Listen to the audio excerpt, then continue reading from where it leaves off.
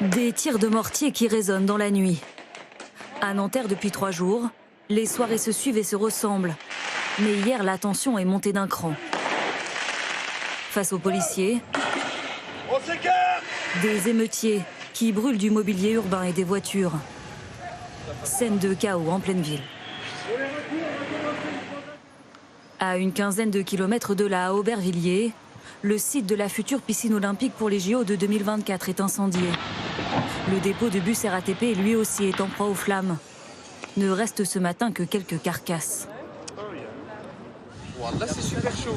Au nord-est à Sevran, un gigantesque incendie ravage ce magasin d'une grande enseigne discount. Elles sont rentrées dans le Zara. Elles sont rentrées dans le Zara. Le feu, mais aussi les pillages.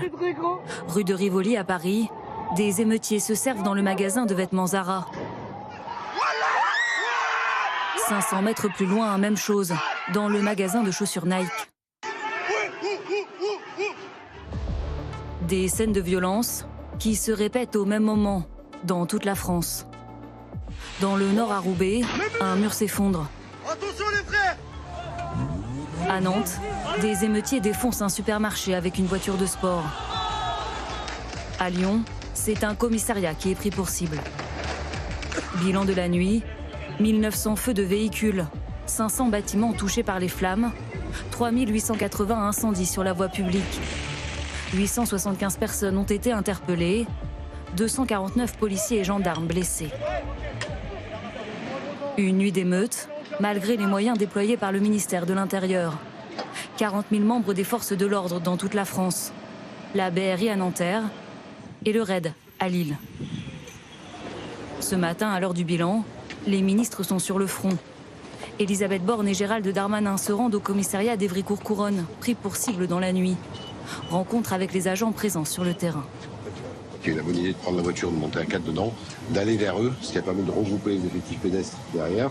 Ils ont jeté quelques grenades lacrymogènes qui les a fait ponctuellement reculer et repousser dans les pyramides. Après, on a regroupé de l'effectif, on avait intervenu, mais leur action a été vraiment déterminante. Au même moment, le président décide de quitter plus tôt le sommet européen de Bruxelles pour revenir à Paris présider une nouvelle cellule interministérielle de crise. Pas de tabou sur le dispositif de maintien de l'ordre, annonce l'Élysée. À l'issue de la réunion, Emmanuel Macron insiste sur le profil, parfois très jeune, des émeutiers. Un tiers des interpellés de la dernière nuit sont des jeunes, parfois des très jeunes. C'est la responsabilité des parents de les garder au domicile. Et donc il est important pour la quiétude de tous que la responsabilité parentale puisse pleinement s'exercer, et j'en appelle au sens de la responsabilité des mères et des pères de famille. La République n'a pas vocation à se substituer à eux. Le chef de l'État en appelle aussi aux plateformes de réseaux sociaux pour réguler les contenus. Emmanuel Macron sous pression, notamment des élus. Certains issus de son propre camp, comme Driss Etazaoui, vice-président de l'association Ville et Banlieue. Emmanuel Macron était quand même le candidat, avons-nous pensé, des banlieues, des quartiers, le candidat de l'égalité des chances, le candidat de la promesse républicaine, celui qui allait tendre la main à ces quartiers-là. Mais force est de constater qu'on n'est pas encore allé suffisamment loin et qu'aujourd'hui la politique de la ville, elle est sortie des radars de Matignon, elle est sortie du radar des présidents de la République. Désormais, une crainte dans tous les esprits, le risque de dérapage qui pourrait faire de nouvelles victimes. Hier soir à Cayenne, un homme qui se trouvait à son domicile pendant les émeutes est décédé d'une balle perdue.